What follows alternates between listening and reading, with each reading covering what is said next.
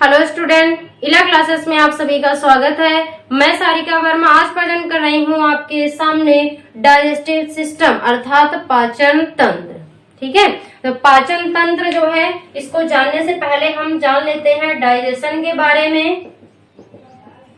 Digestion यानी कि पाचन। तो पाचन किसे कहते हैं, इसको जो है हमने इसके पहले वाले वीडियो में भी बताया था, जहाँ पे हम पाचन के 5 चरण बताए हुए हैं, वहां पर हमने पाचन के बारे में बताया था। तो पाचन किसे कहते हैं, परिभाषा के रूप में हम जानते हैं या हम कहेंगे कि भोजन को जो है छोटे छोटे टुकड़ों में तोड़कर घुलनशील बनाने की प्रक्रिया को या जल में घुलनशील बनाने की प्रक्रिया को हम क्या कहते हैं, पाचन कहते हैं। एक लाइन में आप लिखेंगे कि भोजन को छोटे छोटे टुकड़ों में तोड़कर जल में घुलनशील बनाने की प्रक्रिया को हम क्या कहते हैं, पाचन कहते हैं। ठीक है, और पाचन में भाग लेने वाले तंत्र को हम क्या कहते हैं, पाचन तंत्र कहते हैं। पाचन में भाग लेने वाले तंत्र को पाचन तंत्र कहते हैं। यहाँ पे एक लाइन हम लिख लेंगे, भोजन को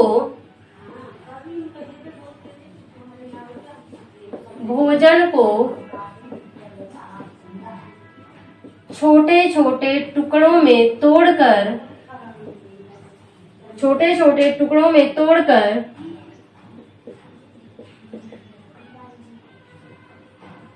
जल में घुलनशील बनाने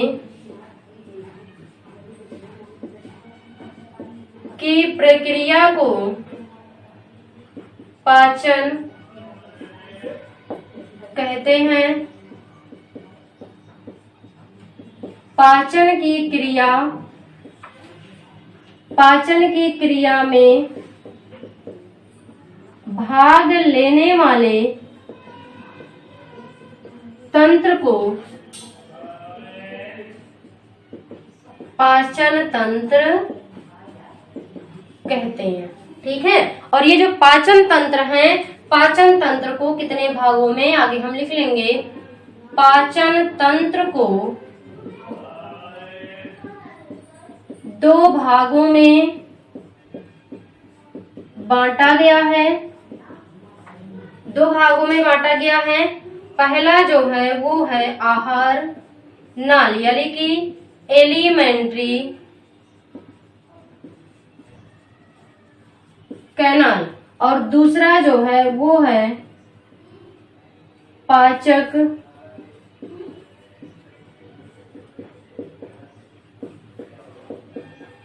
ग्रंथियां यानी कि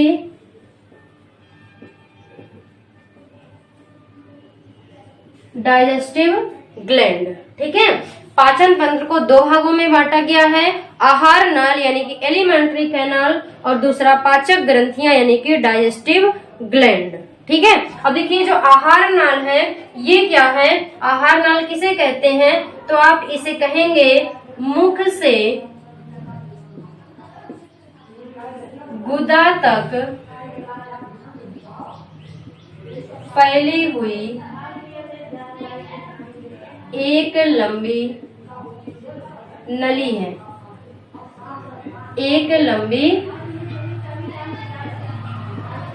नली है। ठीक है, यह जो है मुख से गुदा तक फैली हुई एक लंबी नली होती है या एक लंबी नली है। इसके जो है कितने भाग होते हैं, तो इसके कई भाग होते हैं। सबसे पहला जो है वो है मुख गुहा जिसे हम माउथ कहते हैं।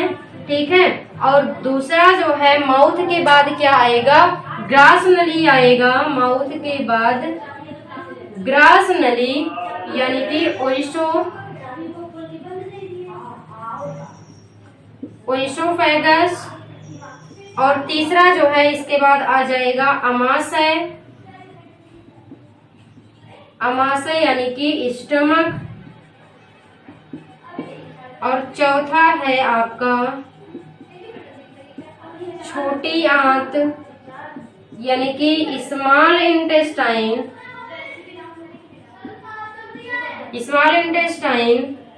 और 5वां जो है वो है बड़ी आंत यानी कि लार्ज इंटेस्टाइन। ठीक है, ये 5 भाग होते हैं एलिमेंट्री कैनाल के। मुख गुहा यानी कि माउथ, ग्रास नली, ओइसोफेगस, आमाशय स्टमक, छोटी आंत स्मॉल इंटेस्टाइन, बड़ी आंत लार्ज इंटेस्टाइन। उसके बाद जो पाचक ग्रंथियां हैं ये जो है भी पाचन में क्या होती हैं, सहायक होती हैं। ये भी इनके कितने भाग होते हैं, 3 होते हैं। कौन कौन से? एक तो होती हैं लार ग्रंथियां और दूसरा जो है वो है यकृत और तीसरा है अग्न्याशय, यानी कि इसको हम इंग्लिश में पैंक्रियाज और इसे हम इंग्लिश में लीवर और इसे जो है सलेवरी ग्लैंड कहते हैं। ठीक है, पाचन तंत्र। पाचन में भोजन को छोटे छोटे टुकड़ों में तोड़कर जल में घुलनशील बनाने की प्रक्रिया को पाचन कहते हैं।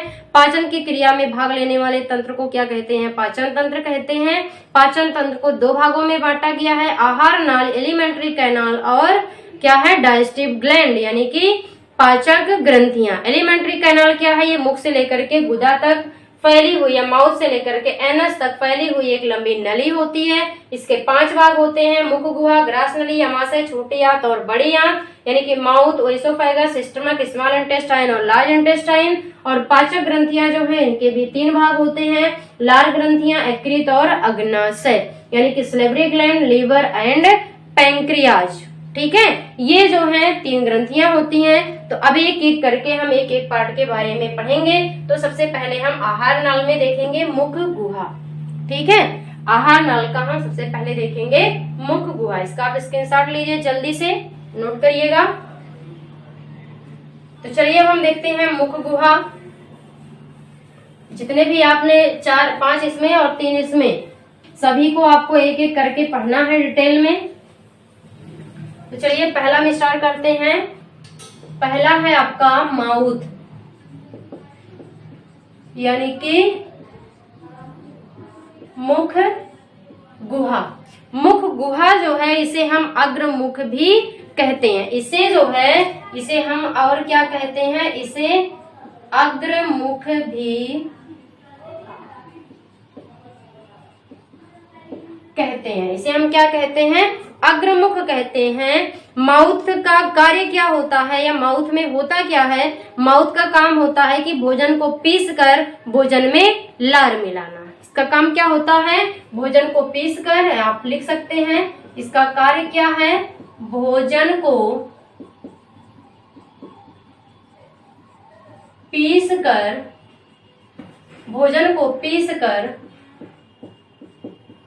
उनमें लार मिलाना।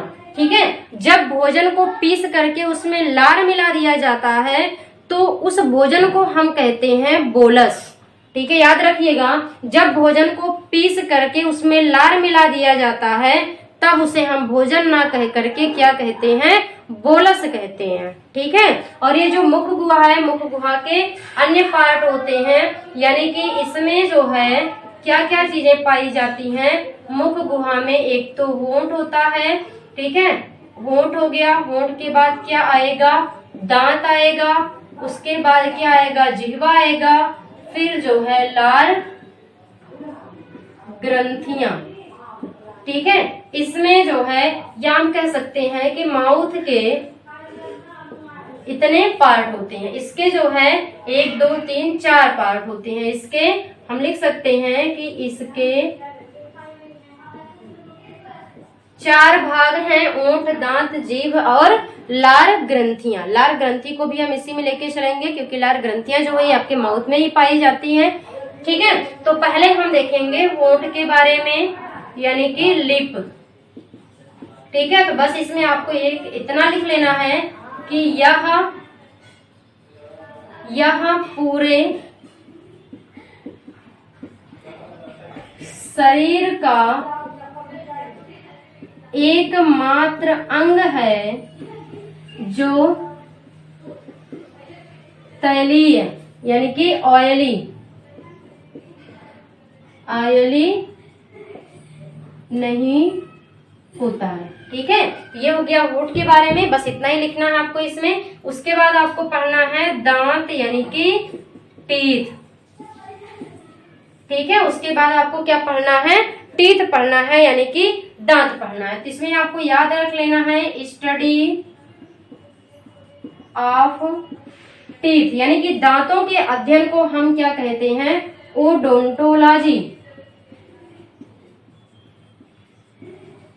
दांतों के अध्ययन को हम क्या कहते हैं, तो दांतों के अध्ययन को क्या कहा जाता है, ओडोंटोलॉजी कहा जाता है। और जो मनुष्य के दांत होते हैं ये जो है किन चीजों से मिलकर के, दांत जो है ये कैल्शियम और फास्फोरस से मिलकर बने होते हैं। ठीक है, दांत जो है ये किससे, कैल्शियम और फास्फोरस से मिलकर बने होते हैं, अर्थात इन्हें हम कह सकते हैं कैल्शियम फास्फेट। ठीक है, दांत जो होते हैं हमारे वो कैल्शियम और फास्फोरस अर्थात कैल्शियम फास्फेट से मिलकर के बने होते हैं। ठीक है, और जो मनुष्य के दांत होते हैं, मनुष्य के दांत कैसे होते हैं, विषम दंती, विषम दंती यानी कि हेटेरोडांट। कैसे होते हैं, विषम दंती होते हैं, हेटेरोडांट होते हैं।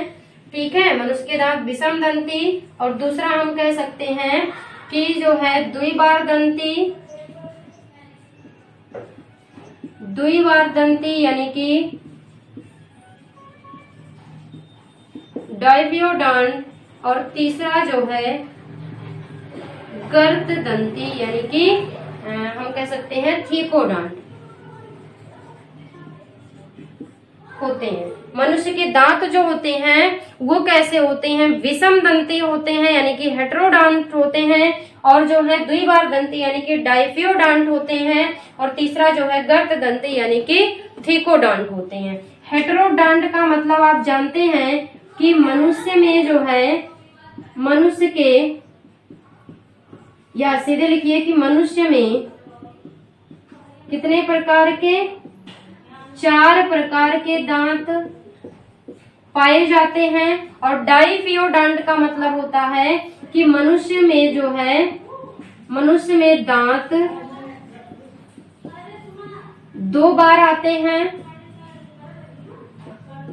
मनुष्य में दांत जो है ये 2 बार आते हैं, यानी कि आपने देखा होगा कि पहले जो है कौन से दांत, मिल्क टीथ होते हैं, दूध वाले दांत। उसके बाद फिर दूध वाले दांत जब गिर जाते हैं तो फिर कौन से दांत उगते हैं, परमानेंट टीथ यानी कि स्थायी दांत उगते हैं। तो उन्हीं को हम कहते हैं डाइफियोडांट, द्विबार दंती, यानी कि मनुष्य में दांत जो है 2 बार आते हैं। ठीक है, उसके बाद थीकोडांट यानी कि मनुष्य के दांत जो हैं, मनुष्य के दांत जो हैं ये मसूड़ों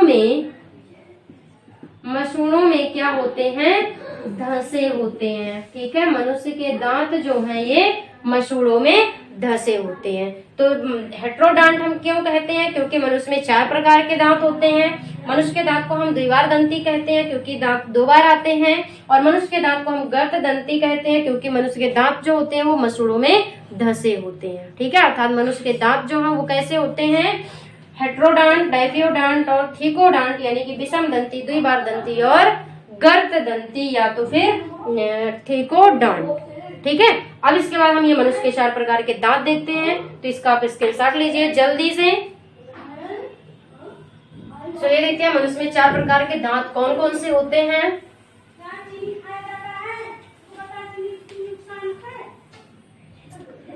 तो यहाँ पे मनुष्य में 4 प्रकार के दांत कौन कौन से, पहला तो है इंसीजर,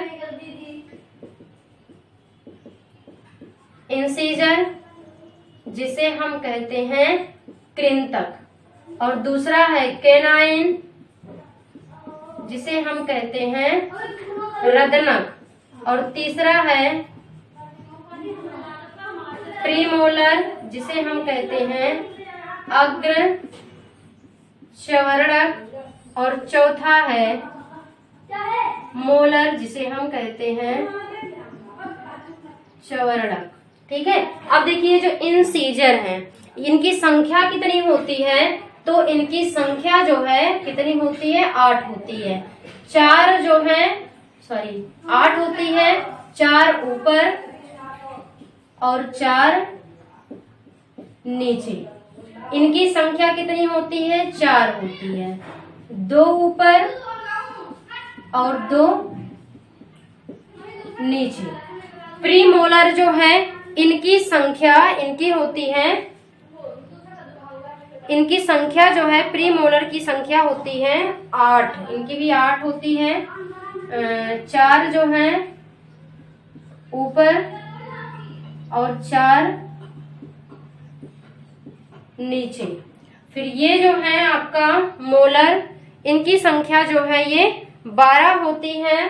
ठीक है, इनकी संख्या 12 होती है।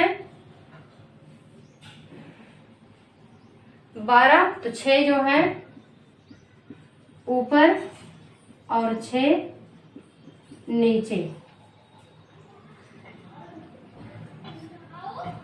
हाँ, 32 पूरा है। ठीक है, और इसके कार्य जो है, अब यहाँ पे हम कार्य लिखेंगे। इनके कार्य क्या होते हैं, इनके कार्य, ये तो संख्या थी, इनके कार्य जो है, तो आपका जो कृंतक है इंसीजर, सीजर का काम क्या होता है, काटना। तो यहाँ पे इनका काम क्या होता है, काटना, यानी कि कटिंग। और इनका काम होता है चीरना फाड़ना। ठीक है, यानी कि टीयरिंग। ठीक है, और इनका काम, इनका तो हो गया चीरना फाड़ना यानी कि टीयरिंग, और इनका काम जो होता है, इनका काम होता है पीसना। इनका काम क्या होता है, इनका जो है ये होता है, पीसना नहीं होगा, इनका चबाना, ये पीसेंगे। इनका काम होता है चबाना यानी कि चिविंग, और इनका काम होता है पीसना यानी कि ग्राइंडिंग। ठीक है, ये था 4 प्रकार के दांत जो हैं।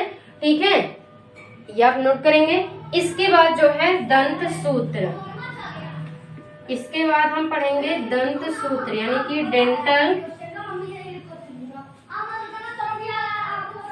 Dental formula. ठीक है, दंत सूत्र। ठीक है, तो सबसे पहले हम देखेंगे किसका दंत सूत्र, दूध वाले दांत यानी कि dental formula. Dental formula of milk teeth. ठीक है, क्या होगा, तो हम देखते हैं 4 प्रकार के हैं कि इंसीजर, केनाइन, प्रीमोलर और मोलर।